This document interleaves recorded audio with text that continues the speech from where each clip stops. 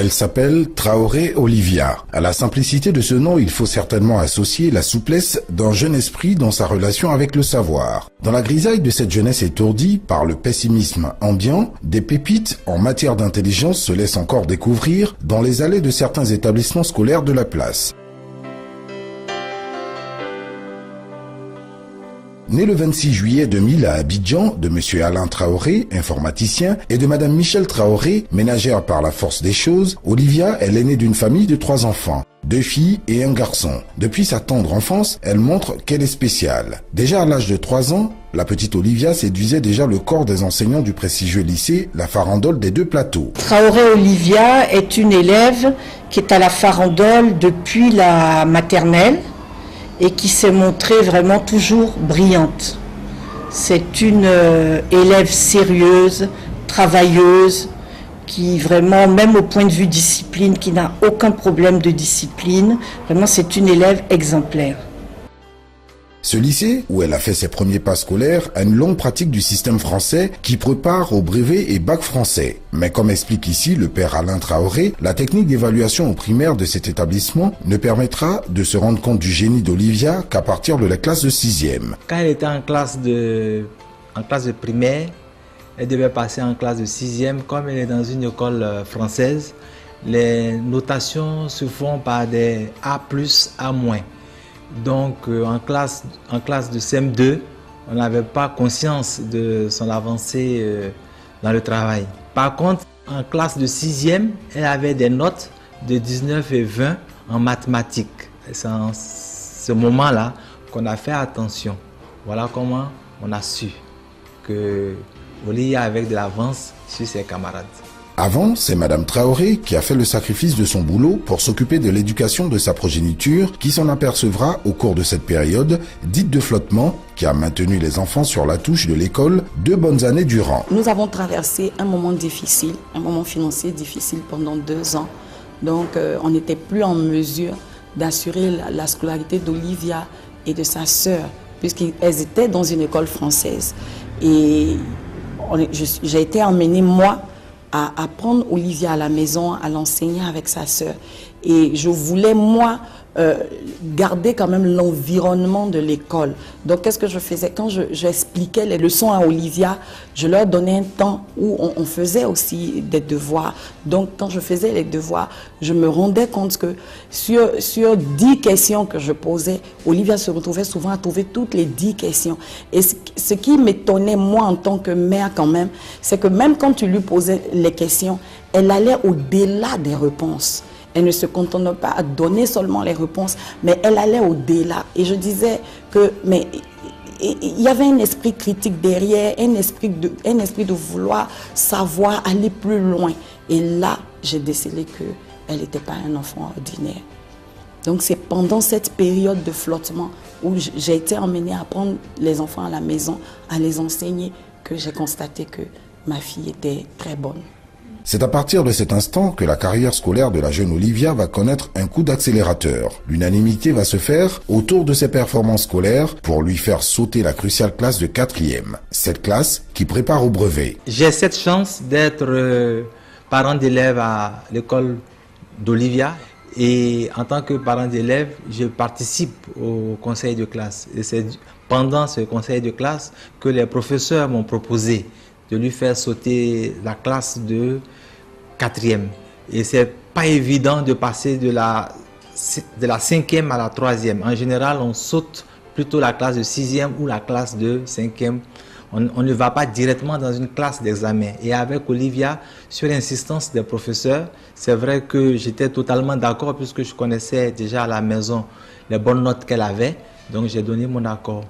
Voilà comment, en tant que parent, j'ai accepté qu'elle saute de classe. Et elle a sauté effectivement la classe de 4e. Et elle s'est trouvée en même temps en classe de 3e. Le plus remarquable chez cette jeune fille est certainement cette impression qu'elle donne qu'elle peut faire aisément la classe de seconde ou première. En plus de sauter la 4e, Olivia va occuper, comme d'habitude, le rang de première de classe en 3e. Aurait-il fallu l'envoyer directement au second cycle pour jauger son véritable niveau? Monsieur Cormeret et l'ensemble du corps enseignant restent toutefois impressionnés par les très bonnes dispositions intellectuelles d'Olivia. Il y a plusieurs aspects. D'abord, concernant Olivia, il y a bien sûr son comportement.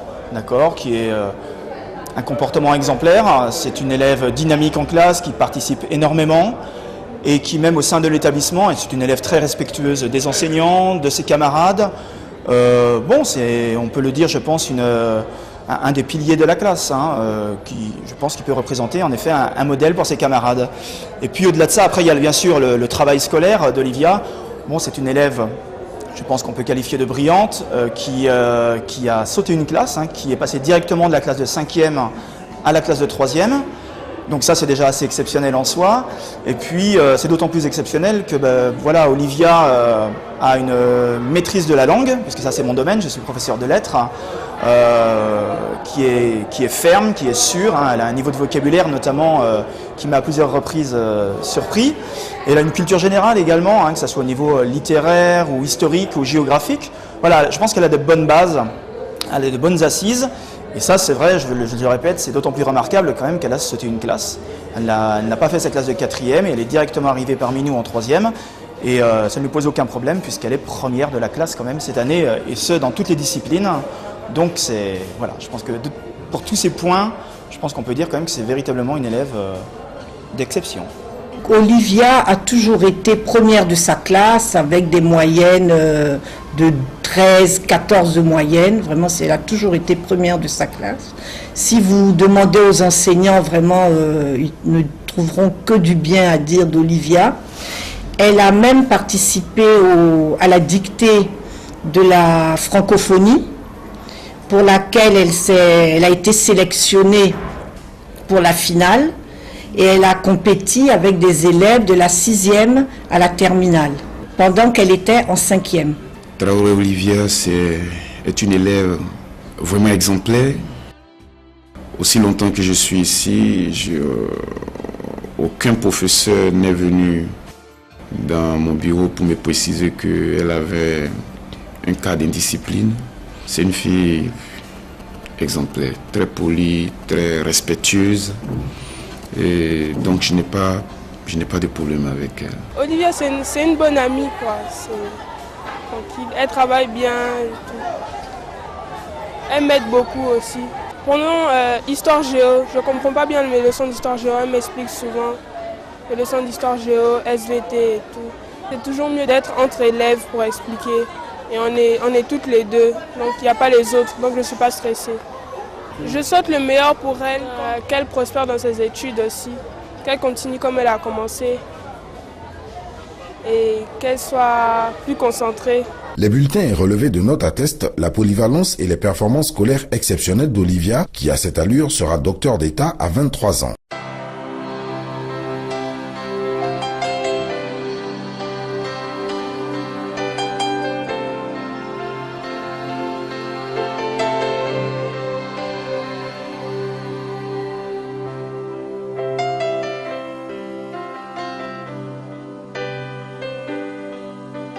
Tout n'est pas dans la capacité mécanique d'engranger les bonnes notes dans presque toutes les matières. Olivia aime les disciplines dans lesquelles elle exerce parce que pour chacune d'elles, la jeune demoiselle a une interprétation pratique dans le quotidien.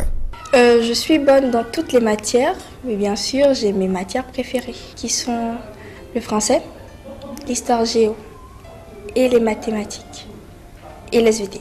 J'aime le français parce que j'aime beaucoup la langue française. J'aime savoir que je peux m'exprimer dans du vocabulaire varié, dans différents niveaux de langue. J'aime aussi l'histoire géo parce que ça relate l'histoire de la vie humaine. C'est-à-dire que ça nous présente les erreurs du passé pour qu'on ne puisse pas les reproduire dans l'avenir. Avec les exemples des 2 guerres mondiales, on peut prendre exemple sur les 2 guerres mondiales pour savoir qu'il y a certains actes qu'il ne faudra pas poser dans le futur pour ne pas qu'il y ait une 3e guerre mondiale. J'aime aussi la SVT parce que j'aime l'être vivant, tout ce qui concerne le milieu de vie, tout ce qui est paysage, relief, donc j'aime beaucoup la SVT. J'aime les mathématiques parce que en faisant les mathématiques, les problèmes, on se rend compte que certaines notions peuvent nous servir dans la vie réelle, comme la géométrie. En faisant les mathématiques, on s'exerce à comprendre les problèmes. Donc dans la vie aussi, on peut utiliser ces notions-là.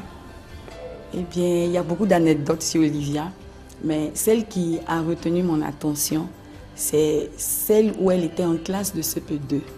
Et elle attachait le lacet de ses amis, de tous ses copains de classe. Parce qu'une fois, je suis partie et j'attendais dans la cour de l'école et je ne voyais pas Olivia apparaître. Et les autres amis passaient au fur et à mesure. Les parents venaient chercher les amis. Puis je dis, mais où se trouve ma fille? Et je suis allée en classe et j'ai appris avec sa maîtresse qu'en fait, Olivia tenait à attacher le lacet de tous ses amis parce qu'elle se préoccupait de dire que les lacets n'étaient pas bien attachés et que ses amis pouvaient tomber. Et j'étais vraiment contente. Altruiste à souhait, son amour pour la tendre enfance lui est resté depuis cette fameuse anecdote des nœuds de lacets de ses petits camarades. Son projet d'avenir se calque sur cette passion pour les tout petits. Olivia veut devenir plus tard une pédiatre et elle souhaiterait même faire la prestigieuse université d'Harvard pour être la meilleure. J'aimerais plus tard être médecin, précisément médecin pédiatre, parce que j'aime beaucoup les enfants. Tout ce qui se rapporte aux enfants, c'est-à-dire leur manière de penser, leur faire plaisir, les faire arrêter de pleurer. Et j'aime aussi beaucoup la science. Donc le seul rapport que je vois entre enfants et science, c'est être médecin pédiatre. Raison pour laquelle je veux devenir médecin pédiatre. J'aimerais un jour intégrer l'école Harvard, Harvard Medical School, parce que c'est l'école la plus prestigieuse de médecine. Elle est la plus connue dans le monde et tous les grands médecins, je suppose, sont passés par là-bas. Cette noble ambition est soutenue par une méthode et on aura tort de croire que la force d'Olivia repose sur le sacrifice de maman et l'intelligence de papa ou d'un maître de maison. Rien de tout cela. Maman a joué la maîtresse pendant les années sabbatiques, mais rien de plus. Olivia se gère pour la plupart du temps toute seule. Je n'ai jamais eu de maître de maison. Je suis quelqu'un qui aime beaucoup travailler seul parce que je me trouve beaucoup autonome. Je m'aide bien sûr des encyclopédies, d'internet, dictionnaires. Et de rares fois, je demande l'aide de mes parents. La famille Traoré habite le quartier de Marcory. Le lycée La Farandole est à Cocody de Plateau. Les jours de classe, Olivia, sa sœur et son petit frère traversent à 2 reprises, quelquefois dans des embouteillages, le quartier des affaires d'Abidjan pour allier lycée et domicile familial. Sur le chemin, on prend le temps de rêver.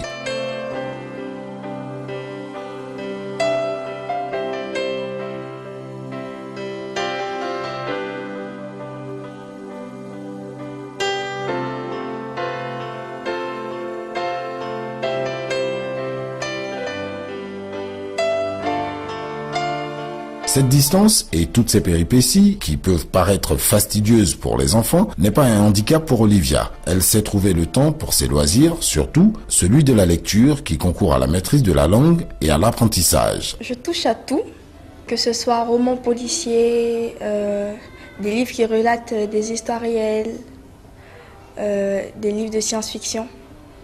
Mais je préfère surtout les livres d'aventure, parce que je suis quelqu'un de très curieux. Et avec le suspense et les intrigues, le livre est passionnant. J'ai déjà lu À l'Ouest, rien de nouveau de Henrik Maria Remarque. Ce livre-là m'a beaucoup marqué parce qu'il racontait l'histoire vraie d'un soldat allemand à la Première Guerre mondiale.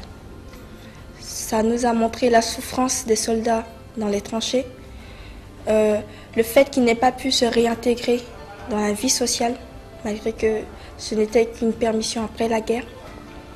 J'ai aussi lu L'Enfant Noir de Kamara Lai, qui m'a beaucoup plu pour un livre africain, parce qu'il nous a montré que, même dans les anciens temps, les Africains, malgré qu'ils étaient sous l'empire colonial, certaines personnes jouissaient de la vie, comme Kamara Lai. En lisant L'Enfant Noir de Kamara Lai, j'ai appris qu'il ne faut pas s'apitoyer sur son sort, mais il faut plutôt profiter de chaque jour de sa vie. En dehors de tout ce qui contribue à son succès scolaire, Olivia se prépare aussi à être une mère de famille. La cuisine, le ménage et la bienveillance à l'égard de ses cadets sont des vertus que cette adolescente, grande pour son âge, cultive avec beaucoup d'apprêté.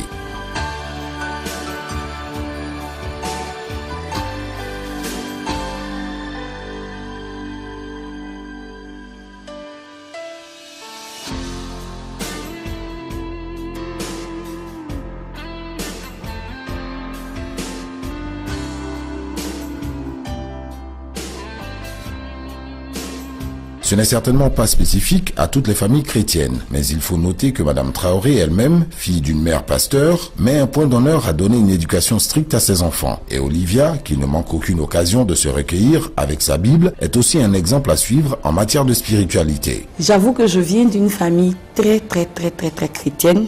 Ma mère même est pasteur et mon père était inspecteur de l'enseignement primaire. Et moi-même, j'ai reçu une éducation très stricte. Et c'est cette éducation-là que j'ai donnée à mes enfants. Et j'ai tenu quand même à les éduquer selon la vie chrétienne. Et ça, je ne joue pas avec, parce que je me dis qu'un homme a beau avoir une valeur, cette valeur-là, il le tient de Christ. L'éducation que nous donnons à Olivia est essentiellement basée sur la Bible. Avec l'éducation stricte qu'on lui donne, ça fait un déphasage avec l'extérieur, parce qu'elle nous revient avec des caractères, avec d'autres caractères quand elle courtoie les amis de l'extérieur.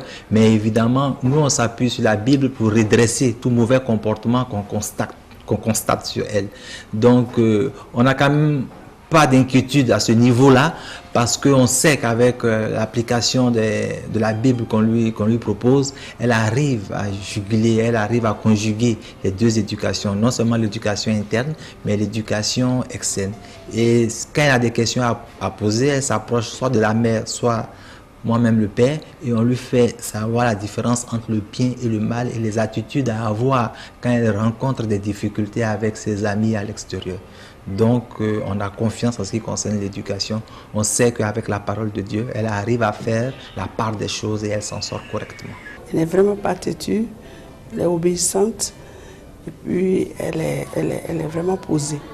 Ce qu'elle a commencé, certainement qu'elle aille de l'avant encore plus que maintenant même. Olivia est-elle parfaite? Ou bien sommes-nous, pour cette édition de Quotient intellectuel, devant une invitée sans défaut? Les défauts, il n'y en a pas beaucoup. C'est vrai qu'à la maison, on essaie de la canaliser. Je lui ai plusieurs fois demandé, moi en tant que parent et très bon en mathématiques, de me voir pour lui expliquer quelques cours en mathématiques. Mais elle refuse totalement de m'approcher. Et elle fait ses recherches toute seule. Donc ça, ce n'est pas un défaut, c'est plutôt un avantage. Par contre, quand on lui fait des remarques, elle a du mal à accepter les remarques. Elle a du mal à accepter les remarques. Évidemment, parce qu'elle pense qu'elle sait toutes choses, puisqu'elle a toutes ses connaissances à travers les livres et la télévision. Et à chaque fois qu'on lui fait des remarques qui vont à l'encontre de ce qui existe, elle pleurniche un peu. Mais avec le temps, elle finit par accepter les remarques. Donc voilà ce qu'on peut lui reprocher.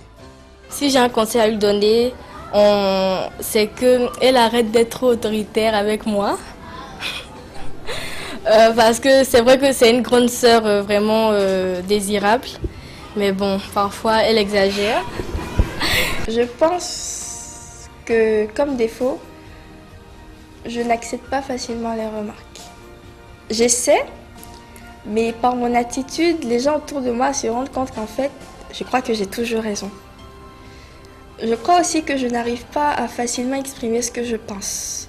Parce que parfois, je peux penser quelque chose, mais par mes actes, tous ceux qui sont autour de moi voient autre chose. Donc, je crois que c'est ça mon principal défaut, ne pas savoir exprimer ce que je ressens. Aux âmes bien nées, la valeur n'attend point le nombre des années. Olivia est vraiment spéciale et pour sa génération, elle est désormais un leader d'opinion. Son point de vue compte, comme ici, son analyse de la cybercriminalité. Je trouve que le broutage n'est pas une bonne chose. On ne peut pas utiliser des appareils électroniques ou Internet à des fins comme le broutage. Bon, je me dis pourquoi ne pas gagner son pain à la sueur de son front. Dieu nous a créés chacun avec 10 doigts, avec une intelligence. On peut se lever, on peut travailler et on peut y arriver. Le broutage, c'est de l'arnaque. Quand tu arnaques quelqu'un alors que la personne a souffert pour avoir son argent, toi aussi tu peux travailler et avoir ton argent de manière honnête et légale. Je pense que pour lutter contre le broutage, il faudrait mettre un agent de police dans chaque cybercafé du territoire. Parce que les gérants des cybercafés sont complices. Ils savent que les jeunes viennent utiliser les ordinateurs et Internet à des fins comme le broutage, mais ils les laissent faire. Or, si on ne les dénonce pas, peut-être qu'ils ne savent pas que c'est mal ou savent que c'est mal mais n'arrêteront pas tant qu'on ne les aura pas menacés.